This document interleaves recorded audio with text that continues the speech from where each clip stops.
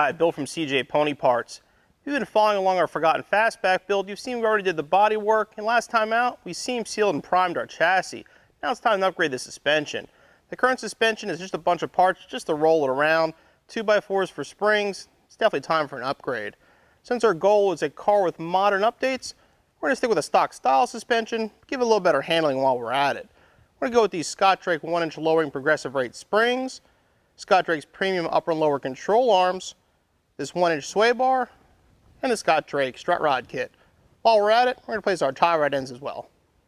Scott Drake's progressive rate coil springs will give us performance similar to their 600-pound contour springs without sacrificing ride quality. We're going to pair them with polyurethane insulators and a solid polyurethane coil spring saddles as well.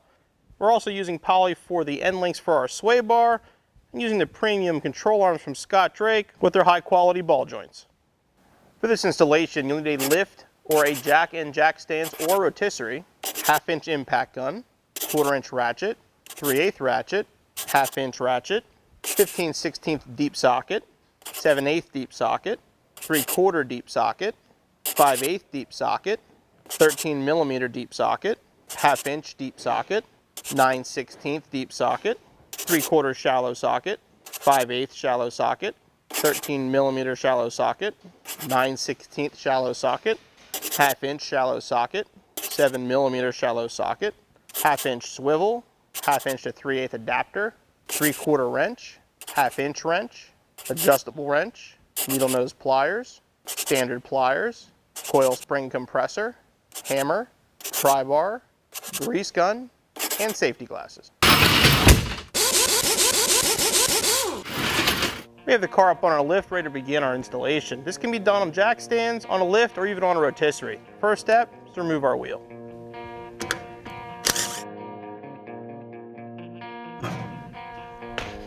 Now we're going to disconnect the spindle from the upper and lower control arm by removing the nuts on the ball joints.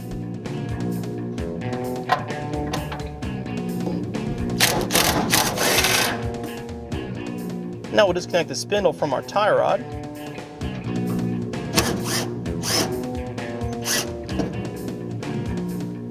And we need a pry bar. We'll just separate everything from the components here.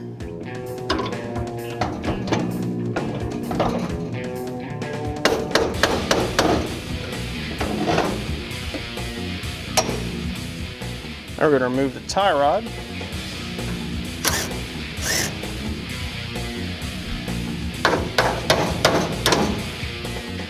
And now we're going to remove our lower control arm.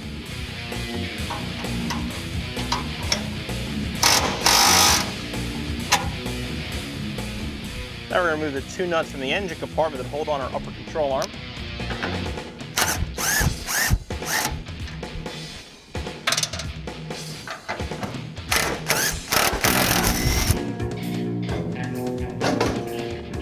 After we seam sealed the chassis, we undercoated up inside the torque box area and up to the side of the frame. Since we have the suspension out, we're going to do the inside of the frame rail and the back of the apron assembly.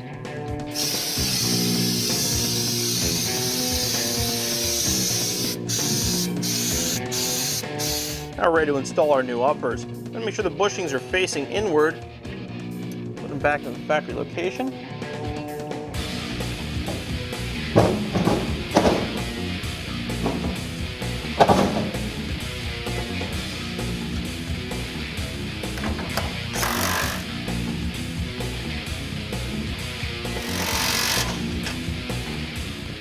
Now we're going to install the new lower.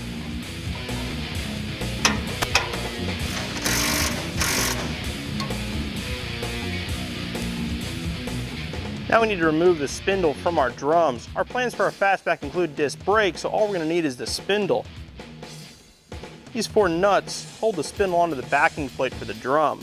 Basically, they look like this piece inside here. If you get lucky, turn the nut, you can pull right off the back. Our bolts have a lot of paint and buildup on them, so we had to use a hammer to get them on.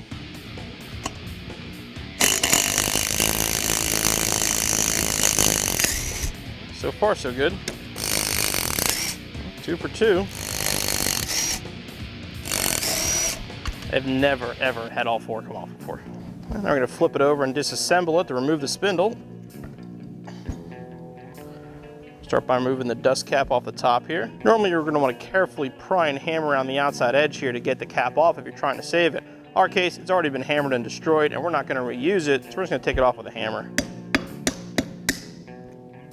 Believe it or not, underneath all this grease somewhere in there is a cotter pin. We've got to remove the cotter pin so we get to the bearings.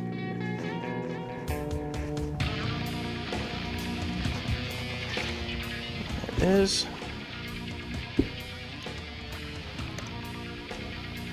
We'll start with the outer nut once you remove the cotter pin. We'll take off the inner nut.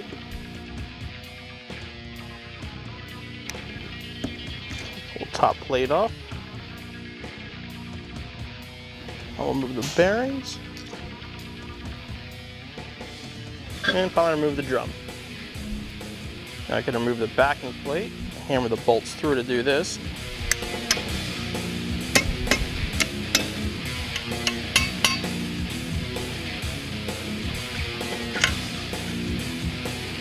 Yeah. And we have our spindle. The spindle is going to be reused with our new suspension. They don't reproduce this part yet, so you want to make sure you hang on to these if you're working on a 65 or 6 V8 car. We're going to sandblast ours and paint them before we reinstall them.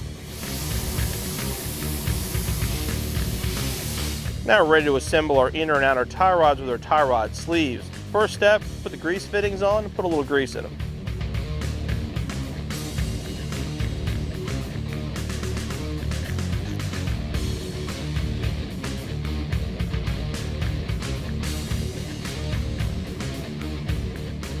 Now put the collar over the sleeve. We're threading our outers. The outer is going to have a conventional thread.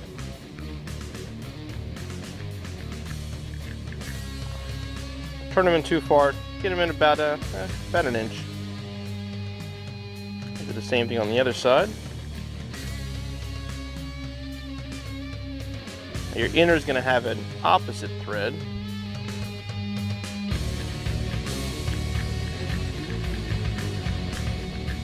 And then we're ready to fit them to our car. We're going to start by removing the center link, remove the cotter pins first, and then remove the nuts holding it on.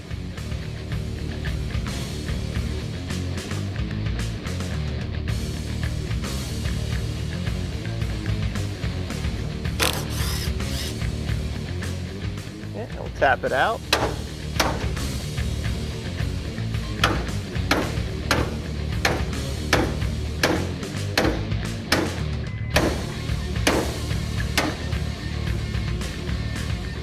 I'll move the cotter pin for the idler arm.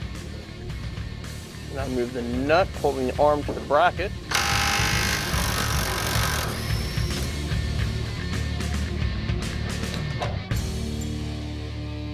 Now remove the nut holding the pitman arm to our steering box.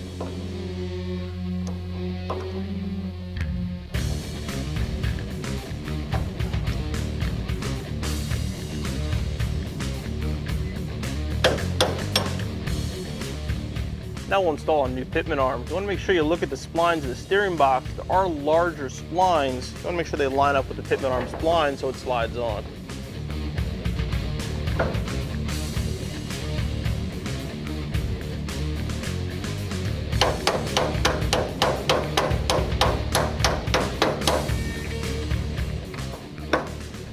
I'll reinstall the nut.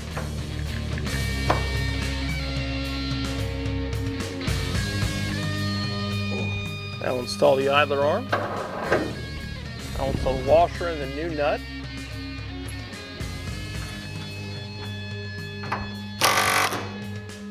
I'll install our cotter pin to our castle.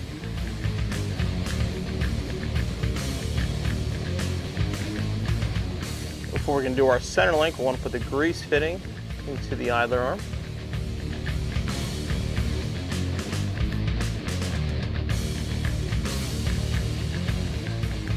Now we'll install our new center link.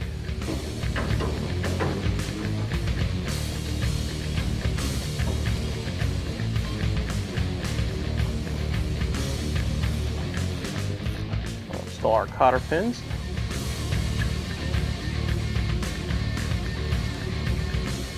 Now we're going to install the Coil spring saddles onto our upper control arms. You want to make sure that the spring stop here is facing inward towards the engine bay.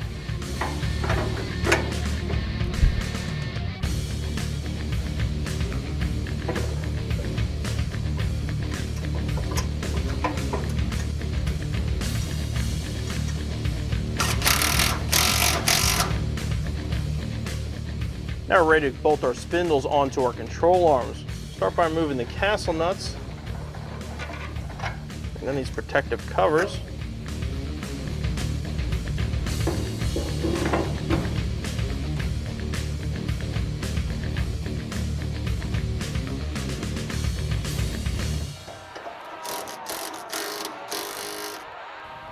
More cotter pins. Now you'll get your center link centered between your frame rails.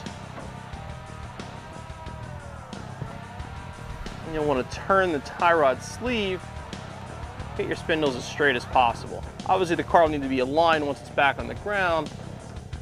You want to get it as straight as you can just by eyeing it up. Okay. Once you get it right, then you'll tie the collars onto your sleeves.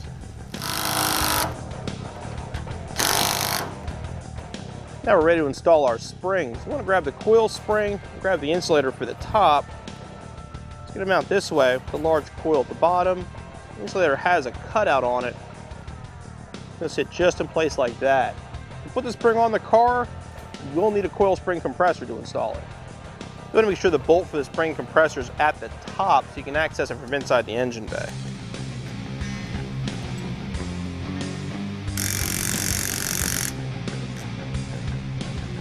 Now we're ready to mount them on the car. The top of the spring is going to mount right around this lip, the bottom underneath our shock tower. And the bottom of the spring is going to sit on the spring saddle we installed previously. You want to make sure the coil on the end goes as close as you can to this plate right here.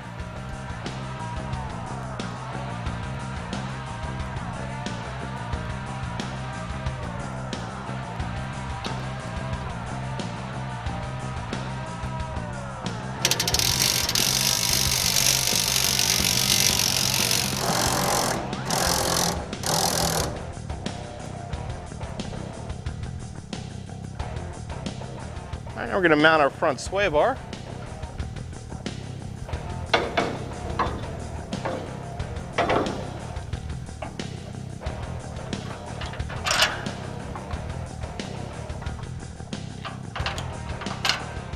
Now we're going to install the end links for the sway bar. You're going to start with a bolt, one washer, and one bushing.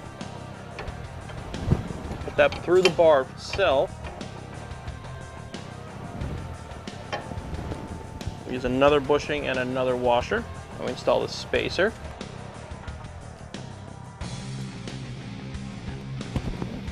At the spacer, we're going to go with another metal washer and another bushing. That's now going to go down through our lower control arm. Underneath, we're going to install a bushing, and the last metal washer and the nut.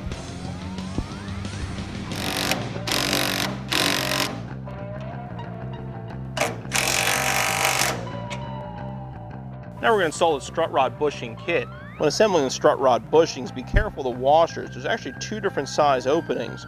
One washer will go all the way to the bottom, one will only go to the bottom of the threads. You want to make sure you have them installed properly with the bushings on the car.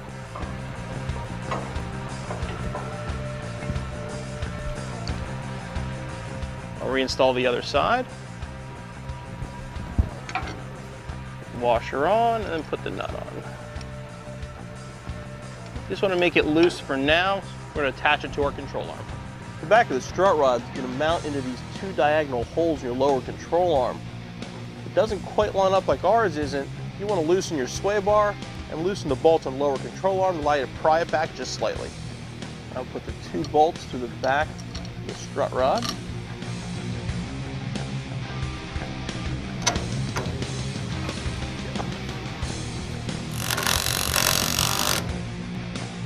At this point, you'll want to retighten the bolts for your sway bar. You want to leave the control arms loose. If you leave them loose, once you put the car back on the ground and add weight, the bushings won't bind up. And our installation is complete.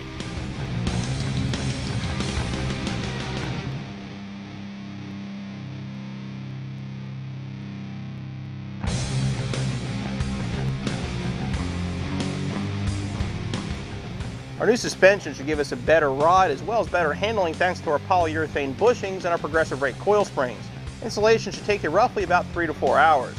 Next up for our Fastback, it's going to be a set of disc brakes. So make sure you subscribe to our YouTube channel for more updates on the Forgotten Fastback.